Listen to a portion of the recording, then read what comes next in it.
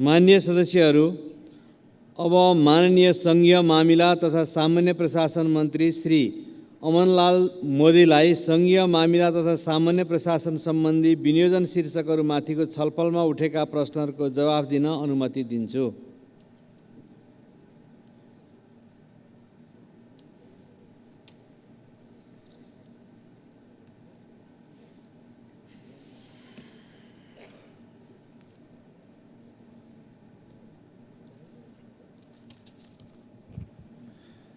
सामान्य सभामुख महोदय,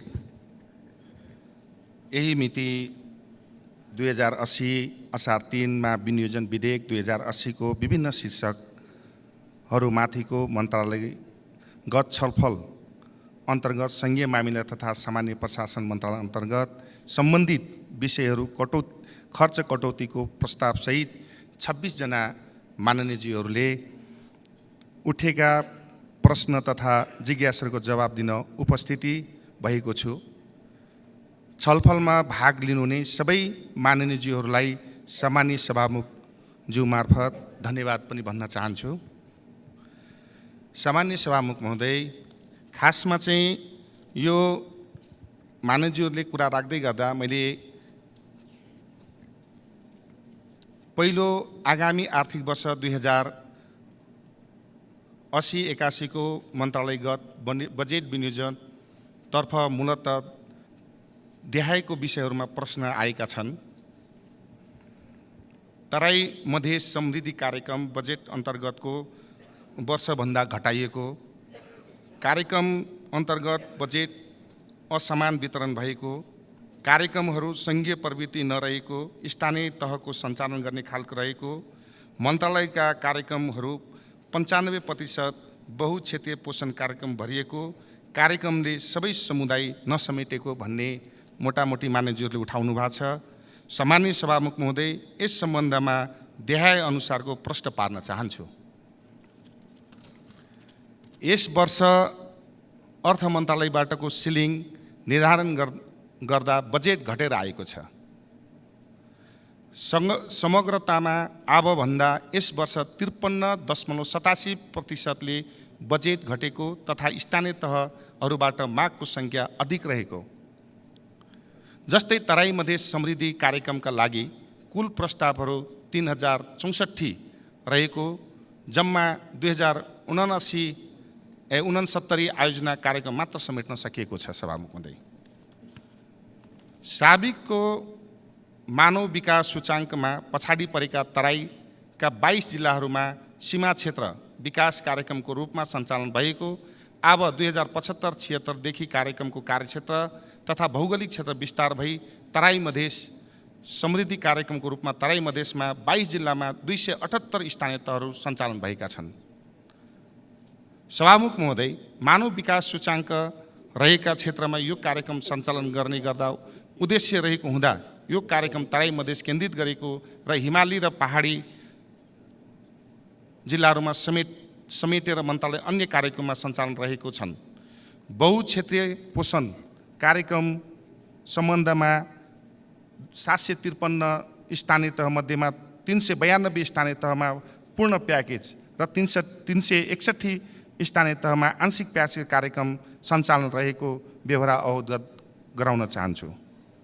साथै सुनौलो 1000 दिन भित्रमा महिला बालबालिका एवं किशोर पोषणको अवस्था सुधार ल्याउने उद्देश्यले कार्यक्रम सञ्चालन रहेको, स्थानीय तहको बहुक्षेत्रीय पोषण योजना तोकेको विषय क्षेत्र र स्वास्थ्य शिक्षा कृषि तथा पशुपक्षी विकास मन्त्रालय विकास महिला तथा बालबालिका खानेपानी तथा सरसफाइ र शासकीय प्रबन्ध जस्ता विषयगत क्षेत्रमा पूर्ण रूपमा कार्यक्रम सञ्चालन गरिएको बेहोरा त सामान्य सभामुख मार्फत जानकारी गराउन चाहन्छु।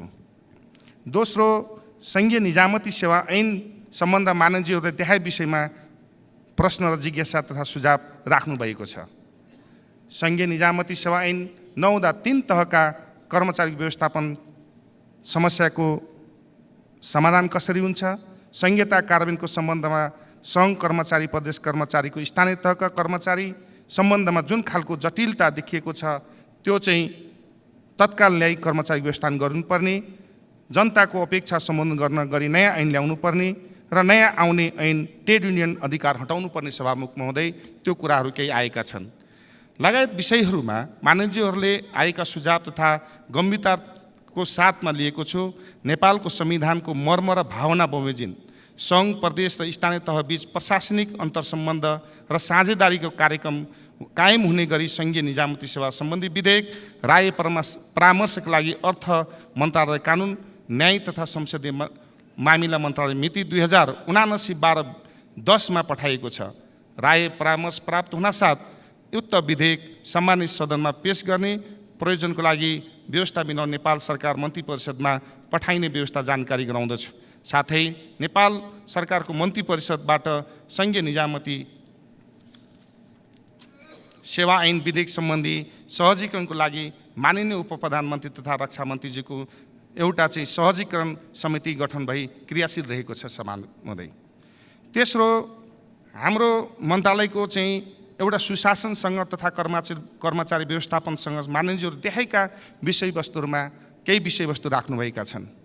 सङ्घीय मामिला तथा सामान्य प्रशासन मन्त्रालयमा कसरी ड्राइभ गर्ने स्पष्ट भिजन नदेखिएका, कर्मचारीको सरुवा तथा पदस्थापना विधिवत सम्मत हुन नसकी पहुँचको आधारमा मात्र हुने गरेको, पालिकाहरूमा प्रमुख प्रशासनिक अधिकृत तथा जिम्मेवारी स्वास्थ्य, कृषि विभिन्न चाहिँ निकायलाई चाहिँ जिम्मेवारी दिएको, दरबन्दी अनुसार गाउँपालिका शाखा अधिकृत नपाएका उपसचिव तथा उपमहानगरपालिका र महानगरपालिका सहसचिवहरूलाई अनिवार्य रूपमा खटाइने व्यवस्था गर्नुपर्ने सो हुन नसकेको, कर्मचारी खटाएका कर्मचारीहरू सम्बन्धित ठाउँमा जाँदै नजाने र चाहिँ कतिपय खटाइएका कर्मचारीहरू स्थानीय तहमा स्वीकारै नगर्ने र हाजिर गर्न नदिने यो विधिको समस्याले हाम्रो सङ्घीय कार्यान्वयन जटिलता देखिएको, मन्त्रालयमा आफू अन्तर्गत रहेको कर्मचारी तथ्याङ्क तथा लागत पूर्ण रूपमा नरहेको भन्ने कुरा केही मान्यज्यूहरूले उठाउनु भएको छ।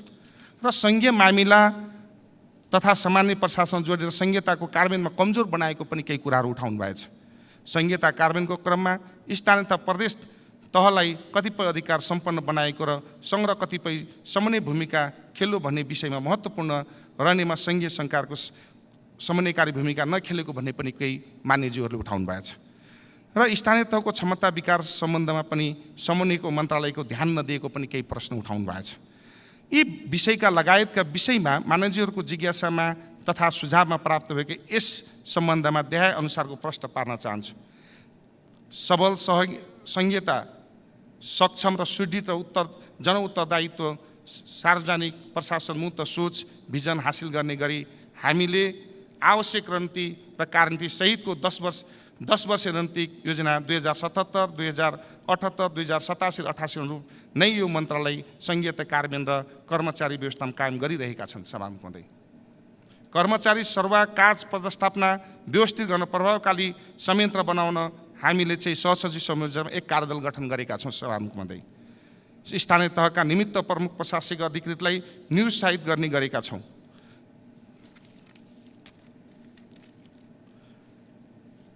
यस सम्बन्धमा सामान्य सभामुख महोदय, मैले पद बहाल गर्दा झन्झनै 250 जना स्थानीय तहमा निमित्त प्रमुख प्रशासनिक अधिकृत रहेकोमा अहिले घटेर निमित्त प्रमुख प्रशासनिक अधिकृत हुने स्थानीय तहमा 142 रहेको छ। हिमाली जिल्ला तथा मधेस पालिकाहरूमा दिनै पर्ने विशेष परिस्थितिहरूमा मात्रै स्थानीय कार्यपालिका निर्णय गरेर त्यसमा पनि ज्येष्ठताको आधारमा प्रमुख प्रशासनिक अधिकृत जिम्मेवारी दिएको छ। किनकि अहिले असार मसान्तमा नदिँदाखेरि चाहिँ खर्च नहुने गरेको कारणले त्यो बाध्यता अवश्य दिनुपर्ने सभामुख महोदय, त्यो चाहिँ जानकारी गराउन चाहन्छु। बढुवा तथा खुला प्रतियोगिताबाट आउने उपसचिव तथा सहसचिवहरूको पहिलो पदस्थापना स्थानीय तहमा व्यवस्था मिलाएको सभामुख महोदय। सामान्य सभामुख महोदय, खटाइको ठाउँमा हाजिर जाने, हाजिर नगराउने व्यवस्थाको लागि कानुन व्यवस्था कार्यान्वयन ल्याएको छ। तोकिएको समयभित्र रवाना नलिने तथा नदिने विभागीय कारबाही र तलब भत्ता असुरूपलको प्रक्रिया अगाडि बढाएको छ। हाजिर नगराउने स्थानीय तहको खाता रोकाको प्रक्रिया अगाडि बढाएको छ। नेपाल सरकारको कार्यविभाजन नियमावली बमोजिम सङ्घ र स्थानीय तह बीचको समन्वय र सङ्घीय मामिला सम्बन्धी इस्युहरूको व्यवस्थाको लागि मन्त्रालय प्रतिबद्ध रहेको जानकारी पनि गराउन चाहन्छु। सामान्य सभामुख महोदय, हाम्रो मन्त्रालयले झन्झनै चाहिँ तपाईँलाई विभिन्न मन्त्रालय विभिन्न शीर्षक अन्तर्गतको जम्मा चाहिँ तपाईँलाई 8 अर्ब 34 करोड 3 लाख पैसा बजेट विनियोजन गरेका छौँ। त्यो चाहिँ अनुदान सहितको चाहिँ। त्यसमध्येमा हामीले केही चाहिँ मोटामोटी 2-3टा शीर्षकहरू मात्रै भनिराखेका छौँ। एउटा चाहिँ 71 करोड 14 लाख बजेट चाहिँ तराई मधेस समृद्धि कार्यक्रममा चाहिँ हामी बजेट विनियोजन गरेका थियौँ। त्यसमध्येमा पनि जम्मा सिलिङ 40 करोड पैसा मात्रै दिएको थियो तराई मधेसमा। हाम्रो बजेट तपाईँलाई विभिन्न शीर्षक, जस्तै तपाईँलाई चाहिँ हामी पूर्वाधारको चाहिँ एउटा काम गर्ने खालको मन्त्रालय होइन अहिले, किनभने यो मन्त्रालयसँग चाहिँ पहिले डोली थियो। त्यो डोली हटाएपछि हामी चाहिँ तल दिने कामहरू गरिरहेको छौँ स्थानीय तहमा नै। त्यो अन्तर्गतमा चाहिँ हामी विभिन्न अतिरिक्तमा राखेका छौँ विभिन्न कर्मचारीलाई। यस्ता चाहिँ शीर्षकहरू धेरै छन्। त्यसमध्येमा चाहिँ तराई मधेसमा हामी जम्मा जो चाहिँ झन्झनै अरू शीर्षक कटाएर हामी आफ्नै मन्त्रालयको 30 करोड पैसा थपेका थियौँ। हाम्रो मन्त्रालय अन्तर्गतका शीर्षक थपेर र चाहिँ जस्तो फजुल खर्चहरू हुने गरी गाडी, अन्य तपाईँलाई चाहिँ सेमिनार, गोष्ठी, यी खर्च गरेर हामीले चाहिँ स्थानीय तहमा पठाएका छौँ सभामुख महोदय। अर्को चाहिँ तपाईँलाई उत्तरी पूर्वाधार विकास तथा जीवनस्तर सुधार कार्यक्रम छ। त्यसमा चाहिँ हामीले 49 लाख, यो चाहिँ बजेट विनियोजन भएका छैन सभामुख महोदय। अर्को चाहिँ नव प्रबन्धन आधारित स्थानीय आर्थिक विकास कार्यक्रम छ। त्यसमा पनि हामीले केही बजेट छुट्याएका छौँ। त्यसमा पनि एकमुष्ट छ, अझै पनि बाँकी छ। अर्को चाहिँ प्रदेश तथा स्थानीय सहयोग शासन भनेको PLJSP भन्छ सभामुख महोदय। मोटामोटी रूपमा चाहिँ हामी सबैलाई पैसा चाहिँ प्रदेश स्तरको चाहिँ जम्मा जम्मी 1 नम्बर प्रदेशमा 15 करोड 12 लाख, जस्तै कोशी प्रदेश। त्यस्तै चाहिँ मध्य प्रदेशमा हामी 15 करोड 46 लाख, त्यस्तै बागमती प्रदेशमा 15 करोड 24 लाख, त्यस्तै गण्डकी प्रदेशमा चाहिँ 16 करोड 80 लाख, यस्तै लुम्बिनी प्रदेशमा 11 करोड 70 लाख, कर्णाली प्रदेशमा 15 करोड 6 लाख, सुदूरपश्चिम प्रदेशमा 16 करोड 36 लाख बजेट विनियोजन गरेका छौँ। मोटामोटी रूपमा हामी चाहिँ धेरै कुराहरू चाहिँ सबै समान रूपमा चाहिँ हामी वितरण गरेका छौँ। अर्को एउटा बहुक्षेत्रीय पोषण कार्यक्रम 64 करोड 57 लाख रुपियाँ बजेट विनियोजन गरेका छन् सभामुख महोदय। त्यसमध्येमा पनि आएको प्रस्ताव कयौँ चाहिँ तपाईँलाई चाहिँ गाउँपालिका नगरपालिका साझेदारी रूपमा आएका, हामी मोटामोटी रूपमा चाहिँ अन्डा हुन्छ, त्यहाँका विद्यार्थी, त्यहाँका गरिब असहायलाई मोटामोटी रूपमा चाहिँ कसैलाई 2 लाख, कसैलाई 3 लाख, कसैलाई गाउँपालिकामा, त्यसरी चाहिँ प्रत्येक गाउँपालिकामा बजेट विनियोजन गरेका छौँ गाउँपालिका अथवा स्थानीय तहमा। र सँगै स्थानीय पूर्वाधार सहयोग कार्यक्रम 58 करोड अहिले पनि हामीसँग त्यो चाहिँ मोटामोटी रूपमा अहिले छ। त्यो पछि पनि बजेट विनियोजन हुन्छ, यसमा चाहिँ जानकारी गराउन चाहन्छु। र हामी यो अहिलेको पछिल्लो चरणमा चाहिँ धेरै शीर्षकहरू हाम्रो विदेशी रूपमा रहेको चाहिँ झन्झनै तपाईँलाई चाहिँ 3 अर्ब 56 करोड 52 चाहिँ लाख रुपियाँ चाहिँ विदेशी अनुदान सहयोग छ सभामुख महोदय। यो हामीले जम्मा नेपाल सरकारको झन्झनै 4 अर्ब 46 करोड र 55 लाख कि 51 लाख पैसा चाहिँ अहिले हाम्रो मन्त्रालयमा छ। हाम्रो मन्त्रालय बजेट विनियोजन भएको छ पहिलेको भन्दा निकै कम।